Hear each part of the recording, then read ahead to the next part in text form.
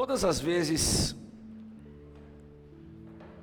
que eu passo um momento difícil da minha vida, todas as vezes que eu passo alguma circunstância que me coloca à prova e me deixa chateado, eu sempre faço questão de correr para a palavra de Deus.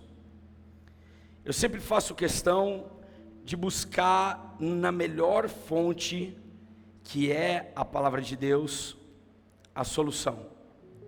Todas as vezes que eu me sinto abatido, todas as vezes que eu me sinto com algum problema na minha casa, na minha vida, sempre a palavra de Deus tem sido refúgio. Eu não sei você, mas nós temos vivido os dias encurtados. Temos vivido dias quentes aqui, sim ou não? Quantos estão clamando para Deus não mandar fogo, mas mandar neve na sua casa?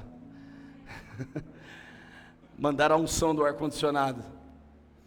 Nós temos clamado tantas vezes e nós temos nos esquecido de algo tão essencial, que é a palavra de Deus. Na semana passada eu preguei, volte ao ponto onde você errou. E essa pregação foi exatamente no momento muito crítico da nossa casa. Alguns irmãos que andam lado a lado comigo no dia a dia sabem que nós passamos na semana passada um momento terrível na nossa família, um momento de muita luta. E eu lembro que na sexta-feira, eu orando junto com meu pai, eu chamei meu pai, agora a gente já tem essa liberdade, eu chamei meu pai para vir à igreja, ele estava aqui comigo, nós dois, nós orando, ele me abraçou e ele disse uma palavra para mim, ele disse: volte ao ponto onde você errou. E aquilo mexeu comigo, porque eu fiquei pensando assim, cara, esse texto está na Bíblia de alguma forma.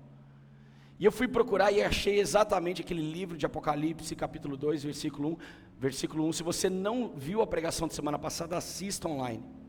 Mas todas as vezes, quando os problemas tentam nos abater, as situações tentam nos afligir, o melhor caminho é correr para a palavra de Deus. Quantos creem nisso nessa noite? Não existe outro caminho a não ser a palavra de Deus, aonde eu posso me refugiar.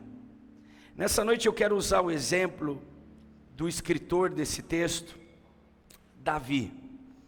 Nós já pregamos várias vezes sobre Davi. Eu preguei aqui algumas semanas atrás sobre Davi e seus valentes, que eram os rejeitados da sociedade. Mas Davi, ele foi um rei muito rico. Se você não sabe, se você acha que Salomão foi o cara mais rico da Bíblia, Davi é o cara que antecede a Salomão. O templo de Salomão só pôde ser construído graças às joias que Davi depositou e entregou. Davi foi um dos melhores guerreiros. Se você for ler a Bíblia, se você for ler toda a história do povo judeu, o povo judeu não tem no seu perfil como um povo de guerras, um povo treinado para guerras. Você vai ver lá Josué, Deus manda ele gritar e cai os muros. Aí você vai ver outros reis que o Senhor tem misericórdia e faz alguma coisa acontecer, mas Davi era diferente. Davi era o cara da espada. Davi era o cara que tinha uma habilidade militar sobrenatural. A Bíblia fala que um dos seus soldados, aquele dos rejeitados, um soldado apenas, em um campo de combate, matou 800 soldados. 800 soldados. Se nós formos ler sobre a trajetória de Moisés, Josué, até a terra prometida, Canaã, você vai ver que o povo não entra totalmente na terra prometida até Davi. No reinado de Davi, onde se estabelece Israel, ali o povo entra. Se você for olhar a bandeira de Israel, nós vamos ver a estrela de Davi. Davi, um grande personagem. Davi, um grande guerreiro. Davi era aquele que o Senhor chama segundo o seu coração. Mas o que tornou Davi um rei brilhante? O que tornou Davi esse homem tão grandioso? Ele sabia ouvir a voz de Deus. E o tema da minha mensagem nessa noite é uma coisa. Apenas isso, uma coisa. Vire para quem está do seu lado e diga para ele uma coisa. Davi, ele sendo um grande homem e dotado de toda a sabedoria, talvez se a gente fosse trazer Davi à nossa realidade, talvez Davi poderia ser considerado um Elon Musk da vida. Um homem cheio de dinheiro, cheio de inteligência, disposto a gastar tudo que tem para revolucionar um planeta. Só que Davi não tinha apenas as suas habilidades militares. Preste atenção em mim, por favor, igreja. Davi tinha seu chamado de músico. Se nós formos ler, e nós vamos ler esse texto, você vai ver que faz parte de um grupo de salmos, de músicas, que o Davi escreve ao regente do coro. E essas músicas que nos inspiram, e esses salmos que nos inspiram, trazem letras com a realidade que podem mudar a nossa vida. Davi era um homem que tinha as melhores condições, era o cara mais rico do planeta. E quando, preste atenção, quando você tem muitas condições, quando você tem muitos recursos, você não tenta barganhar algumas coisas. Eu lembro que quando a gente casou, eu e a Jana, o nosso rack de televisão era as gavetas do nosso guarda-roupa que tinham no nosso apartamento. Nós tiramos as nossas gavetas, nós colocamos 4 gavetinhas de madeira, eram gavetas bonitas, colocamos no chão e colocamos a nossa televisão tubo 29 polegadas. Quem já teve uma tubo 29 polegadas? O ladrão que roubava aquilo era maior que o Lucas, mais musculoso que o Lucas, porque aquilo era muito pesado, e quando vinha uma criança e colocava um ímã bem na frente da televisão, ficava mudando de cor.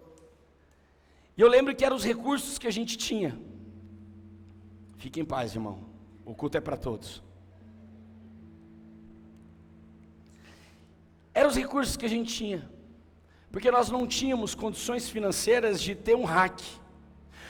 Quando uma vez se quebrou a geladeira, eu não lembro se foi aqui da igreja ou se foi da igreja dos meus pais, se quebrou a geladeira, a gente não tinha muitos recursos, a gente colocou um tijolo debaixo da geladeira. Quem aqui já colocou um tijolo debaixo da geladeira? Com o pezinho, não precisa levantar a mão, irmão. Um tijolinho debaixo da geladeira. Mas quando você tem recursos e dinheiro, o que você faz? Quando quebra um pé, você vai lá e compra um pé. Quando queima a televisão, você vai lá e compra outra televisão. Quando você tem recursos, acontece qualquer problema, você troca, você substitui. E Davi tinha todos os recursos exatamente nas suas mãos. Quando nós aumentamos os nossos recursos, quando nós aumentamos as nossas possibilidades, muitas vezes nós usamos isso para retirar situações que Deus quer nos colocar para refinar a nossa vida. Quantos entendem isso? Todas as vezes que eu tenho vários recursos nas minhas mãos, às vezes, eu uso isso para não deixar Deus trabalhar na minha vida. Você já viu que uma pessoa que tem uma condição um pouco mais favorável do que a próxima pessoa, se ela se apoia tanto no seu dinheiro, ela não consegue ouvir nem a palavra de Deus, porque ela se acha superior a todos? Mas a riqueza não está no financeiro. Dinheiro são apenas números. A riqueza está em pertencer ao Senhor Jesus. Quantas pessoas que eu vejo têm uma condição financeira muito boa e são pobres de espírito. Mas ao mesmo tempo, quantas pessoas eu vejo, como a história do irmão do galo, que são ricas, porque tem tudo para dar ao Senhor. Tudo para dar ao Senhor. Anote algo que eu quero falar com você nessa noite. Nem todas as portas que Deus abre é para que você entre. Por que, pastor, que você está falando isso? Porque nem todas as portas que Deus abre é para eu entrar. porque algumas portas estão lá para ver exatamente o quanto você pode abraçar algo que seja inferior àquilo que Deus quer te dar. Lembra da história de Esaú? Trocou o seu prato de lentilha, trocou a sua sopa, trocou a sua bênção de um pai por um prato de lentilha. Quantas pessoas nós vemos na Bíblia que trocam algo pelo alimento? Essa semana a gente teve o privilégio de ir numa pregação do pastor Luciano Subirá, lá em Uberlândia, e ele prega sobre cuidados com o corpo. Eu acho que toda igreja deveria jogar essa pregação na internet e assistir. Cuidados com o corpo. Porque é tão importante esse cuidado com o nosso corpo.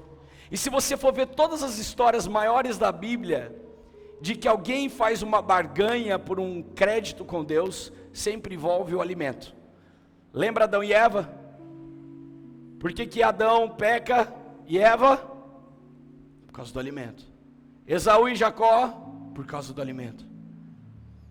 Muitas vezes nós queremos abraçar aquilo que Deus está abrindo na nossa frente, na nossa porta, e não conseguimos esperar. Há 2 semanas atrás eu falei sobre a espera em Deus. E quanto mais eu espero, a fé ela proporciona isso. Quanto mais eu espero, maior é a bênção de Deus sobre a minha vida. Esse salmo que nós vamos ler, alguns acreditam que foi um salmo escrito por Davi, quando ele estava sendo perseguido pelo seu filho, Absalão.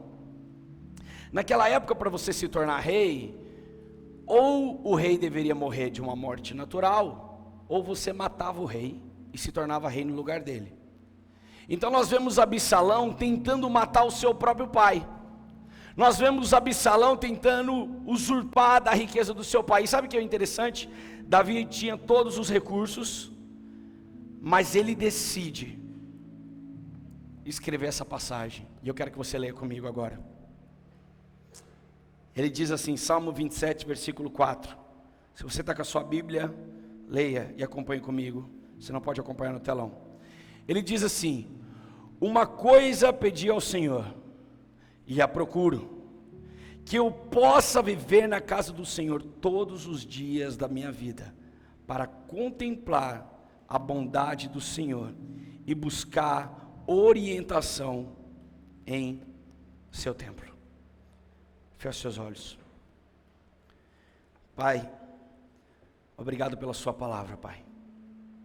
Obrigado, Jesus, porque é o nosso manual de vida e é aquilo que o Senhor deixou para nós.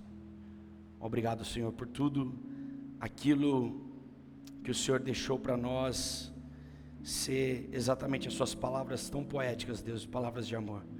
Nós te agradecemos nessa noite, em nome de Jesus. E nós dizemos amém. A nossa vida, ela é movida constantemente por escolhas. O que comer, o que vestir, o que nós podemos fazer, o que nós podemos semear na vida do nosso próximo.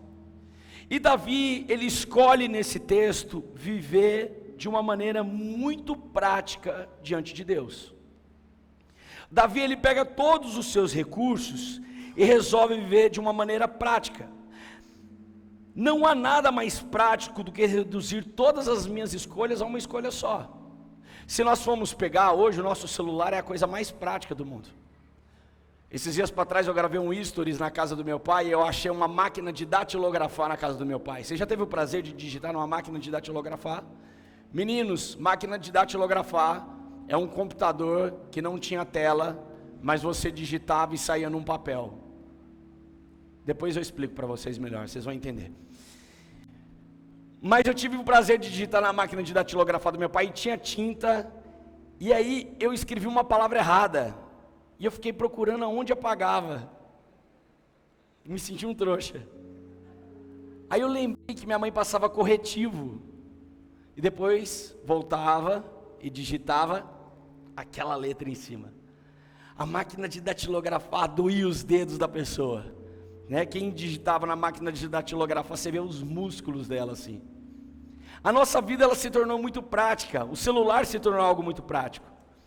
Quando Davi fala que uma coisa eu peço ao Senhor e eu quero habitar na sua casa todos os dias, Davi não está falando de uma igreja, habitar em um templo feito por mãos de homens. Mas Davi está falando em habitar na presença do Senhor todos os dias. Davi poderia ter pedido riqueza, Davi poderia ter pedido coragem nesse momento crítico da sua vida, Davi poderia ter pedido várias coisas, podia ter pedido outro filho, mas Davi pede: Senhor, uma coisa eu quero te pedir, que eu possa habitar na sua casa todos os dias da minha vida. Se eu puder pedir algo nessa noite, eu gostaria de pedir a presença de Deus sobre a minha vida. Porque quando eu tenho a presença de Deus na minha vida, todas as coisas são somadas. Consegue entender sim ou não, casa? Quando eu tenho a presença de Deus no meu coração, nada mais pode substituir. Aquilo que tem prazo de validade já não tem mais valor para mim. O meu cargo já não tem mais valor para mim, o meu status social já não tem mais valor para mim, quantos seguidores eu tenho já não tem mais valor para mim, porque eu tenho a presença de Deus, que é algo mais valioso do mundo. Eu só ouvi um amém aqui. Algo mais valioso do mundo, uma vida toda na presença do Senhor. Pais, por favor, me ouçam. Pais, me ouçam. O inimigo das nossas almas, o diabo, tem tentado sugar os nossos filhos. Talvez o seu filho seja de colo, pequenininho, e você fala: pastor, vai demorar muito para que ele possa entender o que é a vida. Mas eu te falo, meu irmão, se você começa agora a orar todos os dias pelos seus filhos e declarar o temor do Senhor sobre a vida deles, um dia eles vão dizer: Senhor, uma coisa eu te peço, e eu quero habitar na tua casa todos os dias. Isso é tão importante, isso nos traz tão uma realidade do Senhor, porque uma coisa é eu sentir a presença de Deus, uma coisa é eu chegar à casa voadora e a gente orar. Mona, abaixa o som aqui na frente, senão vai dar microfonia, por favor. Uma coisa é eu sentir a presença de Deus, uma coisa é eu estar nesse lugar e sentir a presença dEle. Eu canto, eu oro, eu choro, eu falo com Ele. A outra coisa, eu sinto a presença do Cauã aqui. Coloquei a mão sobre ele, eu consegui sentir, quando ele chegou aqui, eu senti a presença do Cauã aqui. Outra coisa, é eu ver face a face o Cauã. Outra coisa é eu ter a noção da face dele. Quando Davi fala sobre esse texto, ele não fala sobre uma presença, ele fala sobre um encontro face a face com Deus. Nós procuramos uma presença, enquanto Deus quer ser achado face a face. Pastor, como que eu consigo fazer isso na minha vida? De uma maneira simples, fazendo apenas um pedido a Ele: Senhor, eu quero habitar na sua presença todos os dias da minha vida. Não existe melhor maneira de você ver face a face Deus, a não ser no seu cotidiano. Não existe maneira de você ver mais face a face Deus do que na sua própria casa. Davi, ele escreve: viver na casa do Senhor todos os dias, para que eu possa contemplar a bondade dEle. Acompanhe comigo o versículo 8 desse mesmo texto, que ele diz assim: ao teu respeito diz o meu coração, ao teu respeito diz o meu coração, busque a minha face, a tua face, Senhor, eu a buscarei. Não te escondas de mim a tua face. Consegue entender isso, casa? Quantos estão entendendo essa mensagem? Cara, não é sobre viver uma religião, e não é sobre viver uma igreja, é sobre ver Deus face a face. naquela semana que foi tão complicada para nós, na semana passada, eu vi Deus face a face na minha casa. Aconteceu uma coisa muito engraçada, e até, acho que talvez meio pecadora da minha parte. Nós fomos nessa palestra do pastor Luciano Subirá, e eu tomei uma sapatada de como cuidar da minha vida.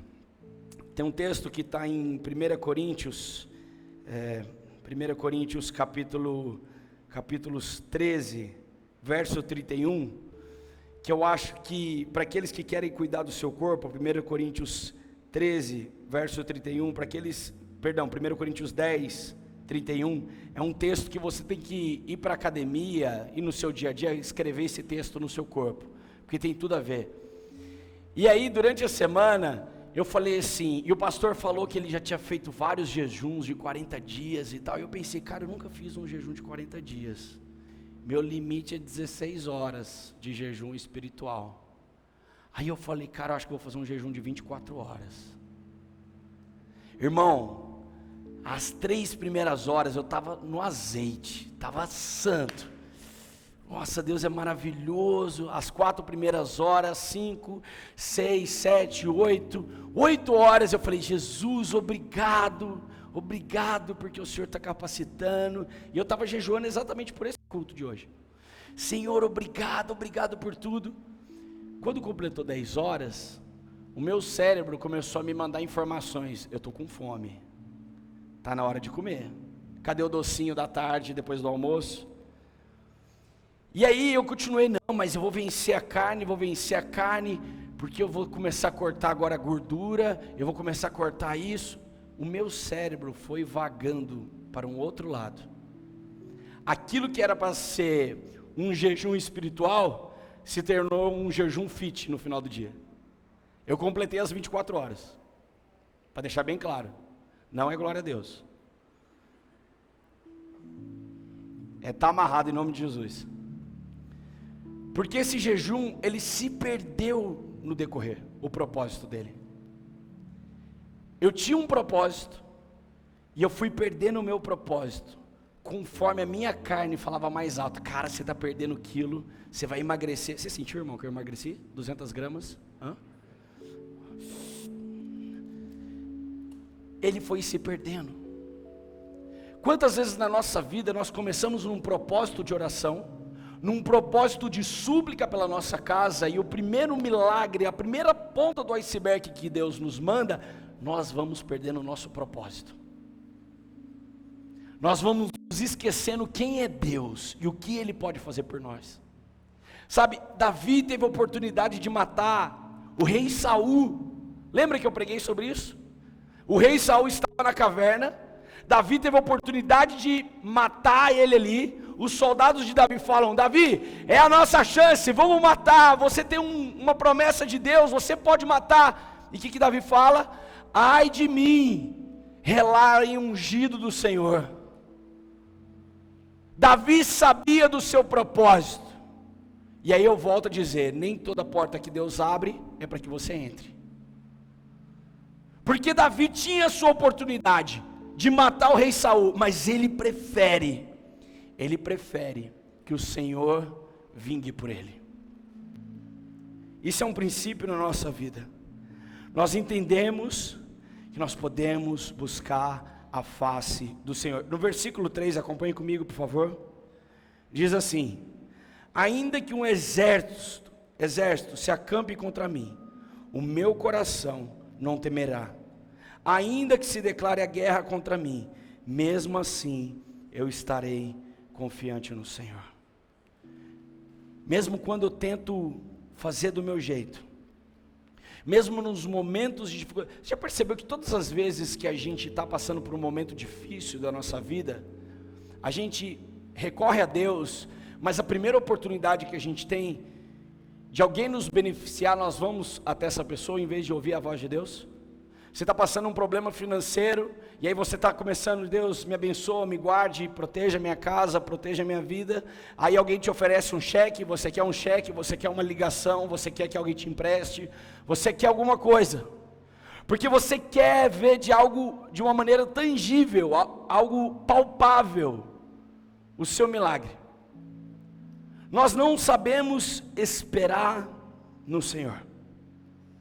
Existe um texto, e eu quero que você acompanhe comigo. Abra sua Bíblia.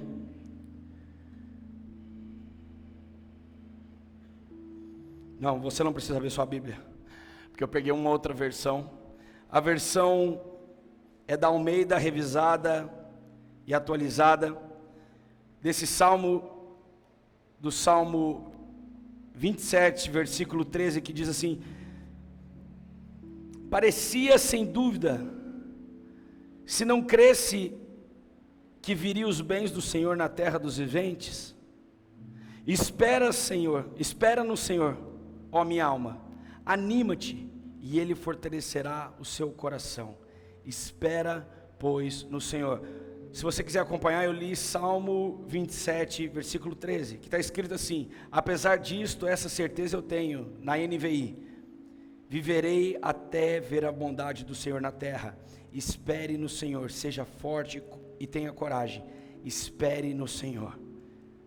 Quando Davi escreve isso, ele diz para a alma dele: espere no Senhor todos os dias. Esperar no Senhor vem da derivação da palavra esperança. O que é a esperança? A esperança é a alegre espera de algo bom. A esperança, eu escrevi isso inclusive, eu quero que você anote isso. Esperança é a alegre espera de algo bom. Quando eu fui preparar essa mensagem, eu achei várias coisas sobre esperar. E a espera é algo que nós não queremos fazer no nosso coração. Nós não sabemos esperar. Você sabe disso. Por mais que você seja calmo, você não sabe esperar. Por exemplo, a Bíblia fala que para eu encontrar a face do Senhor, eu tenho que buscar de todo o meu coração. Jeremias capítulo 29, versículo 13 diz: vocês me procurarão e me acharão quando me procurarem de todo o coração. João capítulo 14 diz que Jesus aparece no caminho aos seus discípulos, porque eles buscavam de todo o coração. Eu sei que você pode falar que Deus pode estar em todos os lugares, mas tem lugares específicos onde Deus quer estar, e esse lugar é o seu coração. Deus, Ele quer estar no nosso coração. E quando eu preciso terminar essa mensagem, quando eu fui ouvir sobre a palavra esperança, a palavra espera na Bíblia, ela é citada 53 vezes. Nas 53 vezes que ela é citada, 49 vezes, a palavra espera tem um sentido de dor e sofrimento. Como um parto. Alguma mulher aqui já deu à luz naturalmente, num parto normal? Alguma das mulheres aqui? Você, irmã? Você? Parabéns para vocês. No momento de um parto, a mulher, ela sente tanta dor. Lembra dessa dor, Aline? Ou não? Lembra, Kedila, dessa dor? Que você não consegue parar para pensar na sua conta de energia. Você não consegue parar para pensar no pneu do carro que furou. Mas tudo que você pensa é o quê? Essa menina tem que nascer logo. Sai logo de mim. A dor de um parto, é essa espera. Quantos estão entendendo isso? Sabe por quê, meu irmão? Porque quando você espera no Senhor, existe um foco em você. O salmista, ele diz: a minha alma espera no Senhor. Ou seja, os meus olhos não vão para a direita nem para a esquerda, mas os meus olhos só olham para o caminho da cruz. Essa espera, ela tem que ser real sobre nós. E se existe uma coisa que você quer pedir ao Senhor, peça uma coisa a Ele: que você possa habitar todos os dias na casa dEle. Dores de parto, a espera. Quando você espera algo, uma promoção no seu serviço, uma promoção no seu trabalho, são dores. Você não consegue dormir, você não consegue comer, você anda para um lado, para o outro, você acorda de madrugada. Eu lembro que alguns tempos atrás eu estava na espera de algo acontecer sobre a nossa empresa, e eu não conseguia dormir, eu não conseguia comer direito, eu andava para um lado, para o outro, eu estava inquieto, porque a espera traz dor. E o que o salmista diz? Espere no Senhor, seja forte, tenha coragem, espere no Senhor. A minha mensagem nessa noite para você é: se você tem algo para pedir para o Senhor, peça ao Senhor que você possa habitar todos os dias na casa dEle. Não habite em outros lugares, não habite em outros ambientes. Adolescentes, jovens, crianças que estão aqui, habite na presença do Senhor. Você que está com a sua namorada, com o seu namorado, faça o seu namoro habitar na presença do Senhor. Se você for por um outro caminho, meu amigo, talvez seja sem volta para a sua vida. Casados, lutas acontecem no nosso casamento. Nem todo dia a gente acorda amoroso. Nem todo dia a gente acorda feliz. Mas quando eu espero no Senhor, Deus entra com provisão no meu casamento. Deus vai entrar com provisão no seu casamento. Deus vai tirar essa dúvida que está no seu coração. Deus vai tirar isso que está machucando o seu coração. Sabe, antes de subir aqui para pregar nessa noite, eu estava sentado ali no cantinho, na escada, e eu estava olhando minha esposa de lado. Falei, gente, que mulher linda, maravilhosa, o amor da minha vida. Aí eu fiz assim para ela. Eu acho que ela pensou que eu queria falar alguma coisa. Eu falei assim, ó, te amo. Foi ou não foi? Inclusive ela me deu esse tênis. E eu estou muito feliz porque eu estava de jejum de comprar tênis durante um ano. E eu não estou errado, porque eu não comprei. Eu ganhei. Mas eu esperei no Senhor. Espere no Senhor. Deus tem grandes coisas para sua vida e para sua casa. Eu sei que tem pessoas que chegaram aqui nessa noite perguntando: eu preciso ouvir uma palavra de esperança para mim. Se você parar para pensar muito bem, a esperança vem do trono da glória de Deus. E o Senhor, Ele quer te ver face a face. Olá, Pastor Thales e Pastora Janaína aqui. Se essa palavra falou no seu coração e você deseja se arrepender dos seus pecados e confessar Jesus Cristo como seu Senhor e Salvador, nesse momento nós vamos orar com você. E você pode repetir conosco. Vamos orar juntos? Senhor Jesus, nesse dia de hoje, eu te confesso como meu Senhor e o meu Salvador. Escreva meu nome no livro da vida e apague agora todos os meus pecados. Senhor Jesus, eu te entrego o meu coração e declaro que eu estou nascendo de novo, em nome de Jesus. Amém. Se a sua oração foi real de todo o seu coração, nós queremos te conhecer, queremos te dizer, seja muito bem-vindo à nossa família. O nosso contato vai passar aqui embaixo das nossas redes sociais e por onde você pode conversar conosco. E nós queremos conhecer um pouco mais sobre você. Até mais!